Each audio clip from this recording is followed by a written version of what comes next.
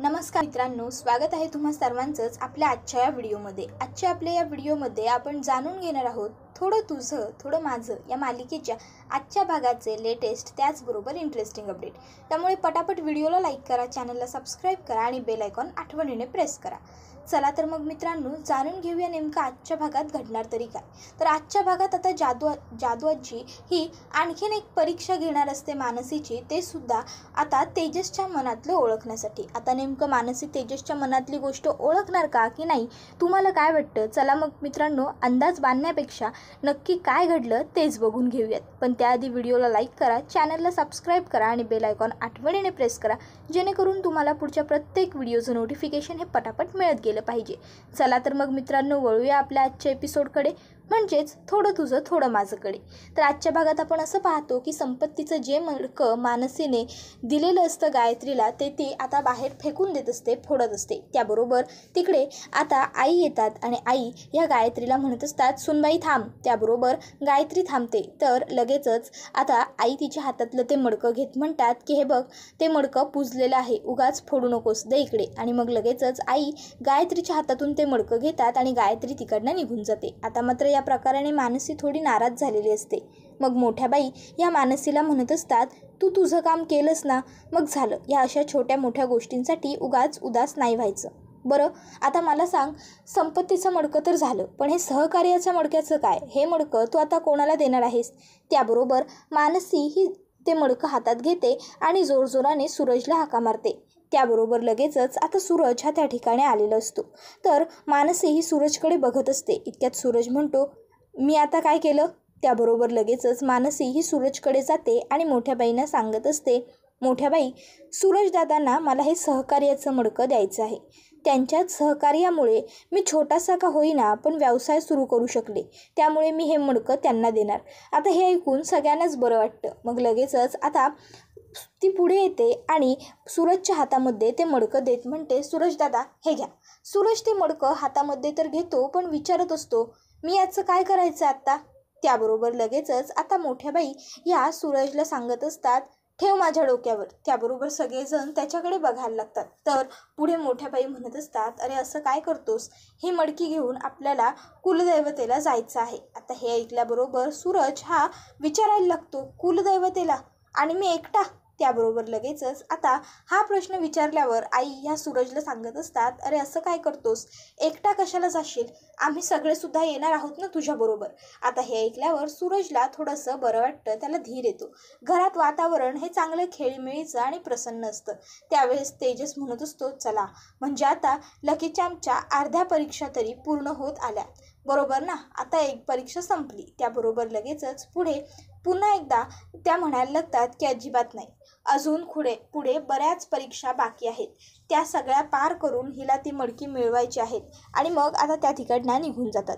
त्यानंतर तेजस हा देवघरात येऊन बसलेला असतो आणि आता तो देवाला हात जोडून प्रार्थना करत असतो की बाप्पा थँक्यू, आता खरं तर तुझ्यामुळे आम्हाला इथपर्यंत यश मिळालं आहे। मानसींच्या एवढ्या परीक्षा पार झाल्यात, पण आता लवकर त्यांच्या बाकीच्या उरलेल्या परीक्षासुद्धा पास होऊ देत आणि मग सगळं चांगलं होऊ देत। पण त्या अगोदर मी त्यांच्यासाठी एक गुड न्यूज आणली आहे। मला नोकरी मिळावी म्हणून त्यांनी खूप प्रयत्न केले आणि आज माझ्या नोकरीचा पहिला पगारसुद्धा झालेला आहे, पण मी त्यांच्याबरोबर बोलू शकत नाही, हे तर तुला माहिती आहे। मग आता तूच मला काहीतरी उपाय सुचव, जेणेकरून लकी चॅम्पला ही गोष्ट कळेल की माझा पगार झाला आहे। त्याबरोबर आता तेजस हा हात जोडून बसलेला असताना गणपतीच्या फोटोजवळचं एक फूल त्या पैशांवरती पडतं। त्याबरोबर तेजस म्हणतो, सुचलं, थँक्यू बाप्पा। आणि मग लगेचच आता तेजस हा आलेला असतो मोठ्या बाईंकडे आणि तो मोठ्या बाईंना म्हणत असतो, जादू आजी थांब। आणि मग तो लगेचच त्यांच्या पायाला हात लावतो। त्यावर मोठ्या बाई म्हणतात, अरे काय करतोयस, आता कुठे पाया पडतोयस? त्यावर तेजस म्हणत असतो, जादू आजी अगं पाया नाही पडत आहे गं, मी तुझे पाय चेपून देतोय। त्याबरोबर त्या म्हणतात, आता कशाला पाय चेपतोयस? त्यावर तो सांगत असतो की अगं काय आहे ना, तू एवढी मंदिरातून काल जाऊन आलीस, पाय दुखत असतील म्हणून। त्याबरोबर जादू आजी त्याला म्हणत असते, हे सगळं करायची काही गरज नाही आहे आणि गावची मंदिरं याच्यापेक्षा कितीतरी लांब असतात। आता या मुलीने सगळ्या परीक्षा पार केल्या की नाही आणि मग जावं लागलं ना कुलदैवतेला चालत, की मग तुला समजून जाईल बरोबर मला काय बोलायचं आहे ते। त्याबरोबर लगेचच तेजस म्हणत असतो की चला, आता मानसींचा अर्धा टप्पा तर पार होत आलेला आहे, बरं मी काय म्हणतो जादू आजी, आता जर काही एखादी परीक्षा वगैरे असेल तर तू ती मला सांग ना, मी देतो एखादी परीक्षा वगैरे. काय मी करतो हे व्रत. त्याबरोबर लगेचच पुढे जादू आजी म्हणत असतात, काय तू अष्टांग व्रत पूर्ण करणार? काय करणार रे तू? त्याबरोबर लगेचच आता तेजस म्हणत असतो, मी काही करू शकतो, तू सांग ना मी काय करायचं आहे ते मी करतो. सगळ्यांना वाटतं की तू फक्त काटेरी आहेस, पण आता मी त्या काट्यांच्या आतला गरासुद्धा बघितला आहे. तू ना फणसासारखी आहेस, तू काटेरी दिसतेस, पण तुझ्या हात गोड गरे आहेत आजी. त्याबरोबर तो म्हणतो, हे बघ मी असा उभा राहतो, तू सांगशील तितका वेळ उभा राहतो. त्याबरोबर आजी म्हणते, हो काय, मग एक काम कर, डोळे बंद कर. त्याबरोबर तेजस डोळे बंद करतो आणि मग त्याला घेरी येते.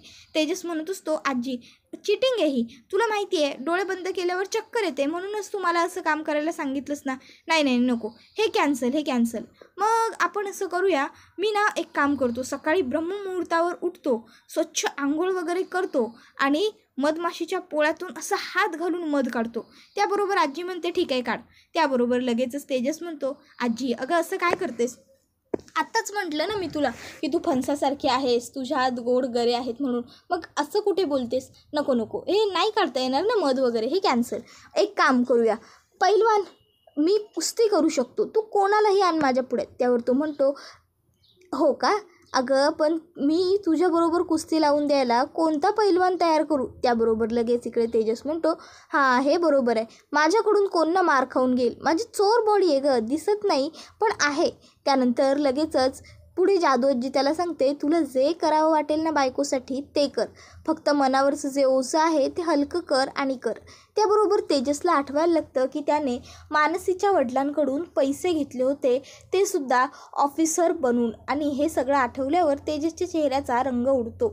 तर लगेचच जादू आजी म्हणत असते, काळजी करू नकोस, सर्व काही व्यवस्थित होईल, त्या पोरीवरती तुझा विश्वास आहे ना, मग बघ. त्याबरोबर पुढे तेजस सांगत असतो, हो गं जादू आजी, त्यांच्यावरती मला पूर्ण विश्वास आहे, त्या सगळं काही व्यवस्थित करतील. पण अगं आज ना माझा पगार झाला आहे आणि मला सरकारी नोकरी मिळावी यासाठी त्यांनी खरंच खूप प्रयत्न केलेत, त्यांचा खारीचा वाटा आहे या सगळ्यात. आणि मला त्यांना ही गोष्ट सांगायची आहे की आज माझा पगार झाला आहे, फक्त एवढूसं मी त्यांच्याशी बोलू, मग पुन्हा आळीमिळी गुपचुळी, पुन्हा नाही बोलणार. त्याबरोबर लगेच जादू आजी म्हणत असते की नाही, थोडा वेळ धीर धर. त्यावर लगेच ती पुढे सांगते, तू एक काम कर, ते पैसे ने आणि त्या फळ्याजवळ ठेव. तू फळ्याजवळ ठेवलेले पैसे बघून जर तिच्या लक्षात आलं तर असं समजायचं की तुम्ही दोघं एकमेकांना खूप ओळखता. त्याच बहाण्याने तिची ही सुद्धा एक परीक्षा पार पडेल, माणसं ओळखण्याची. त्याबरोबर तेजस फळ्याजवळ पैसे तर ठेवतो, पण मनात म्हणत असतो, उगाच आलो जादू आजीकडे, उगाच मानसींसाठी एक परीक्षा वाढवून ठेवली. तर दुसरीकडे आभा ही किचनमध्ये आलेली असते. आता मानसी तिथे काम करत असते. आभा विचार करत असते, आता मी संपत्ती आणि सहकार्याची परीक्षा कशी काय देऊ? मानसी बहिणीची परीक्षा तर परिस्थितीने घेतली होती. त्याबरोबर लगेचच मानसी ही अशी आभाला शांत उभी बघते आणि विचारते, काय गं काय झालं, अशी का उभी आहेस? इतक्यात त्या ठिकाणी मोठ्याबाई आलेल्या असतात. आता मोठ्याबाई ह्या लगेचच मानसीला म्हणत असतात, ए पोरी, आता तुझं अर्धव्रत पूर्ण झालं आहे, त्यामुळे प्रसादाचा शिरा बनवायला घे, जमेल ना? त्याबरोबर मानसी ही लगेचच त्यांना सांगत असते, हो मोठ्याबाई जमेल ना, लगेच बनवायला घेते. आणि मग मोठ्याबाई तिकडनं निघून जातात. आता मोठ्याबाई तिकडनं गेल्याबरोबर आभा ही मनात विचार करते की येस, हे होऊ शकतं, म्हणजे मी मानसी बहिणीबरोबर मिळून शिरा बनवते आणि मग त्यातला थोडा शिरा विनीतच्या घरी घेऊन जाते. जर तो शिरा मामा मामींनी सुद्धा खाल्ला तर मी प्रसादाचा शिरा त्यांना चारला, म्हणजे काहीतरी घरासाठी चांगलं काम केलं असं पकडलं जाईल आणि मग सहकार्य ही परीक्षा माझी पूर्ण होईल. त्याबरोबर लगेचच आता पुढे आभा येते आणि मानसीला विचारते, वहिनी प्रसादाचा शिरा काही वेगळा असतो का गं? त्यावर मानसी ही तिला सांगत असते, हो म्हणजे असं काही नाही, थोडासा वेगळा असतो. काय आहे ना, प्रत्येक गोष्ट मोजून मापून घेतली जाते. आता हे ऐकल्यावर आभा ही मानसीला विचारते, वहिनी तू शिकवशील का गं मला? त्याबरोबर मानसी म्हणते, हो चालेल. आणि मग ती आभाला प्रसादाचा शिरा बनवायला शिकवत असते. आता शिरा बनवून झालेला असतो. त्याबरोबर लगेचच आभा म्हणत असते, वहिनी ह्यातला थोडासा शिरा मला डब्यात घालून सुद्धा दे. आता मानसी म्हणते, डब्यात घालून? त्यावरती सांगत असते, हो गं, मी हा शिरा माझ्या मैत्रिणींना सुद्धा खायला घालेन आणि त्यांना सांगेन की हा शिरा मी बनवला आहे. त्याबरोबर लगेचच मानसी या गोष्टीसाठी तयार होते. तर दुसरीकडे आता आई ह्या देवघरात बसलेल्या असतात आणि त्या देवाला प्रार्थना करत असतात की देवा सगळं काही पूर्वीसारखं चांगलं होऊ देत मानसी ही अष्टांग परीक्षा पास होऊ देत. तर दुसरीकडे आता तेजसकडे आभा आलेली असते आणि ती तेजसला विचारत असते, दादा इथे मी माझी बॅग ठेवली होती, तू पाहिलीस का रे? त्याबरोबर तेजस म्हणतो, मी काय तुझ्या दप्तरावर लक्ष ठेवायला बसलेला असतो काय? मला काय माहीत तुझी बॅग कुठे आहे, जा आणि शोध तुझ्या खोलीत. त्याबरोबर आभा म्हणत असते, खरं उत्तर एका शब्दात देशील तर तू तो दादा कसला? आणि मग ती लगेचच तिचं दप्तर आणण्यासाठी तिकडनं निघून जाते. आता तेजस हा टेबलावर तिने जो शिऱ्याचा डबा ठेवलेला असतो तो बघतो आणि मग तो त्याचा वास घेतो आणि म्हणतो, अरे वा शिरा. आणि मग लगेचच तेजस तो डबा उघडतो आणि त्यातला एक घास शिरा खाणार इतक्यात त्या ठिकाणी आभा आलेली असते. आभा लगेचच तेजसच्या हातातला तो डबा काढून घेते आणि म्हणते, ठेव ठेव ठेव, अजिबात उष्ट करू नकोस, मला घेऊन जायचं आहे तो कोणासाठी तरी. त्याबरोबर तेजस म्हणत असतो, बापरे एवढा कोणासाठी घेऊन जायचं आहे ग तुला शिरा, की पाठीच्या भावाजवळ असा तोंडातला घास काढून मागितलास काय ग? त्याबरोबर लगेचच आभा म्हणत असते, ते मी. त्याबरोबर तेजस म्हणतो, आणि हे काय एवढ्या लवकर आज कॉलेजला जातेस काय? कॉलेजमध्ये जाऊन झाडझटक वगैरे करायची आहे का कॉलेजची? हे बघ उगाच असं काही करू नकोस, तू फक्त अभ्यास कर, फीचं काय आहे ते मी बघून घेईन, मी भरेन ना फी. त्याबरोबर आभा म्हणत असते, असं काही नाही आहे, माझे एक्स्ट्रा लेक्चर आहेत आणि म्हणूनच मी लेक्चरसाठी जाते. त्याबरोबर तेजस म्हणत असतो, हल्ली तुझे एक्स्ट्रा लेक्चर खूपच वाढायला लागलेत नाही? त्याबरोबर आभा तेजसकडे बघते. आता ती थोडी घाबरलेली असते. तर तेजस म्हणत असतो, हो ना नेहमी एक्स्ट्रा लेक्चर असतात तुझे, पण एवढे एक्स्ट्रा लेक्चर घेऊन तरी त्याचा काय उपयोग? शेवटी रिझल्ट तर तोच लागायचा आहे ना, काठावर पास. आता हे ऐकून लगेचच आभा म्हणते, तू उगाचच मला बोलू नकोस हा, मला उशीर होतोय, मला जायचं आहे. आणि मग लगेच आभा ही काही न बोलता तिकडनं निघून जाते. तर आता इकडे मोठ्या बाई ह्या देवघरापाशी बसून छान पूजा वगैरे करतात आणि घरात गोमूत्र शिंपडण्यासाठी त्या सगळ्या घरात फिरत असतात. तर मानसी आता मोठ्या बाईंकडे आलेली असते आणि मग ती मोठ्या बाईंना विचारत असते, मोठ्या बाई प्रसादाचा शिरा तयार आहे, नैवेद्य दाखवून घेऊ का? त्याबरोबर मोठ्या बाई म्हणतात, हो हो दाखवून घे. इतक्यात आता तेजस हा मानसीकडे बघतो. आता मानसीसुद्धा तेजसकडे बघत असते. दोघं एकमेकाच्या नजरेत हरवून गेलेले असतात. मग लगेच मोठे बाई असं करतात. तर तेजस हा मनातल्या मनात म्हणत असतो, अहो लकी चॅम्प असं काय करताय, प्लीज प्लीज तिकडे एकदा बघा, अहो बघा ना तिकडे. त्यानंतर आता मानसी ही तिकडे फळाकडे न बघता तिकडनं पुढे चाललेली असते आणि मग तिला तिकडे पैसे ठेवलेले दिसतात. मानसी त्या पैशांच्या दिशेने चालत येते आणि ते पैसे हातात घेत म्हणत असते, एवढे पैसे, ते सुद्धा हॉलमध्ये, कोणी ठेवले एवढे पैसे हॉलमध्ये? आणि मग ती जोरजोराने आईंना हाका मारू लागते, मावशी मावशी. पण आता मात्र तिला कोणीच ओ देत नसतं. त्याबरोबर लगेचच मानसी ते पैसे घेते आणि आईंकडे देवघरात जात असते. आता इकडे मानसीने पैसे बघितले हे बघून तेजस खूप खुश झालेला असतो, पण ते पैसे कोणी ठेवलेत हे न कळल्यामुळे आजी खूप खुश झालेली असते. तर आता इकडे तेजस हा मनातल्या मनात म्हणत असतो की येस, लकी चॅम्पने शेवटी ओळखलंच मला त्यांना काय सांगायचं होतं ते. त्यानंतर लगेचच आता मानसी ही देवघरातून आईंना सांगत असते की आई हे बघा. त्याबरोबर आई ह्या तिला विचारत असतात की बापरे एवढे पैसे, हे एवढे कसले पैसे आहेत मानसी? त्यावर मानसी म्हणत असते, अहो हॉलमध्ये सापडले. त्यावर त्या विचारतात, कोणी ठेवले? इतक्यात आता जादू आजी ह्या म्हणत असतात की अरे तुमचं नातं हे जबरदस्तीने जोडलेलं आहे, काही स्वर्गावर्गातून गाठी बांधून आलेले नाही आहेत तुझ्या. जर तसं काही असतं तर मानसीने तुझ्या मनातलं ओळखलं असतं. इतक्यात तिकडे आई येते आणि आई तेजसला साखर भरवत म्हणत असते, काय रे तुझा पगार झाला, मग ही गोष्ट तू सांगणार कधी? मानसीने सांगितली म्हणूनच खरं तर आज आम्हाला ही गोष्ट समजली. आता मानसीने सांगितली तेव्हा समजली हे वाक्य ऐकल्याबरोबर तेजस हा खूपच जास्त खुश झालेला असतो आणि मग तो आता नाचायला लागतो. त्यानंतर मग तो जादू आजीकडे येतो आणि तिला म्हणत असतो, जादू आजी आता तरी तुला पटलं ना मी म्हणालो होतो ते, गाठी स्वर्गातच बांधलेत ना? त्याबरोबर लगेचच जादू आजी या गोष्टीसाठी होकार देते आणि मग आता लगेचच तेजस हा नाचत नाचत त्याच्या रूममध्ये तिकडनं गेलेला असतो. तेजसचा असा हा आनंद पाहून मानसीला सुद्धा खूप सुख वाटलेलं असतं. तिच्या चेहऱ्यावरती सुद्धा एक स्माईल आलेली असते.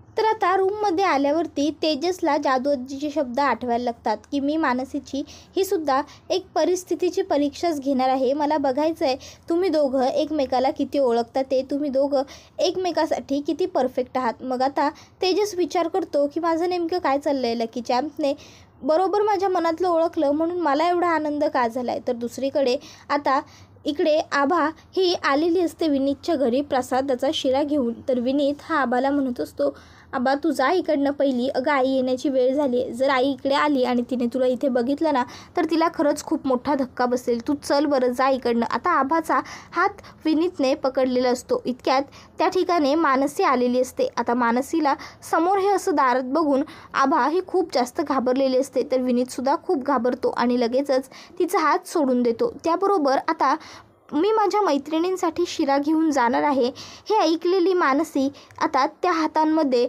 बघते तर काय शिऱ्याचा डबा असतो. म्हणजे मानसीच्या लक्षात सगळ्या गोष्टी आलेल्या असतात. मग मानसी ही रागाने त्या दोघांकडे बघत असते. त्याबरोबर हा एपिसोड इथेच संपतो. व्हिडिओ आवडला तर व्हिडिओला लाईक आठवणीने करा. चॅनलला सबस्क्राईब करून बेल आयकॉन प्रेस करायला विसरू नका. मित्रांनो, तुमचा एक लाईक हा आमच्यासाठी खूप महत्त्वाचा आणि मोलाचा असतो. कारण तुमच्या एका लाईकमुळेच आम्हाला पुढे आणखीन जास्त काम करण्यासाठी मोटिवेशन आणि ऊर्जा मिळत असते. त्यामुळे प्लीज आठवणीने पटापट लाईक करत जा, चॅनलला सबस्क्राईब करत जा आणि बेल आयकॉन सुद्धा प्रेस करायला विसरत जाऊ नका. आता तुम्हाला काय वाटतं, मानसी सगळ्या परीक्षा व्यवस्थित पास पडू शकेल का की नाही ते कमेंट करून नक्कीच सांगा. त्याचबरोबर आभा हे सगळं जे काही करते ते योग्य आहे का चुकीचं, तुम्हाला काय वाटतं ते सांगायला विसरू नका. धन्यवाद.